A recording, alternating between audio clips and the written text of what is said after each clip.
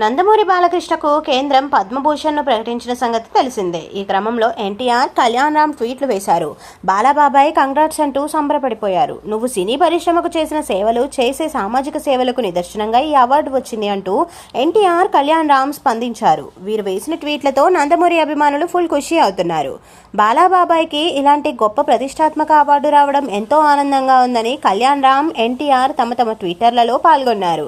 ఇక బాలయ్యకు వచ్చిన ఈ పురస్కారం పట్ల టాలీవుడ్ ప్రముఖులు సంతోషాన్ని వ్యక్తం చేస్తున్నారు. దర్శక, నిర్మాతలు, ప్రొడక్షన్స్ కంపెనీలు కూడా బాలయ్యకు విషెస్ చెబుతూ ట్వీట్లు వేస్తున్నారు.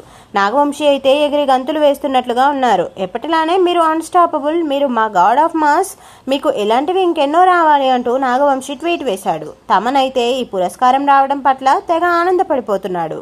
బాలయ్య బాబుకి ఈ పురస్కారం ఎంతో అర్హమైనది అంటూ రవితేజ ట్వీట్ వేశాడు. 110 చిత్రాలకు పైగా నటించి సినీ రంగంలో విశేషమైన ముద్ర వేశారు బాలయ్య.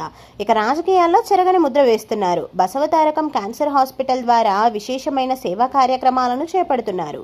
బాలయ్యకు ఈ పురస్కారం దక్కడం పట్ల నందమూరి అభిమానులు, టీడీపీ శ్రేణులు ఆనందాన్ని వ్యక్తం చేస్తున్నారు. బాలయ్యతో పాటుగా ఈ పద్మభూషణ్ పురస్కారాన్ని మరో 3 నటులకు కూడా కేంద్రం ప్రకటించింది. కన్నడ నుంచి అనంత్ నాగ్, తమిళ్ నుంచి అజిత్, శోభనాకు ఈ పురస్కారం లభించింది. అలా సౌత్లోని అన్ని ఇండస్ట్రీలను కేంద్రం కవర్ చేసినట్లు అయింది.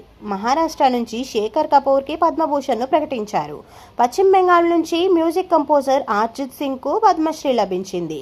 ఈ ఏడాది ప్రకటించిన పద్మ అవార్డుల్లో సినిమా రంగానికి అధిక ప్రాధాన్యం ఇచ్చినట్లుగా కనిపిస్తోంది.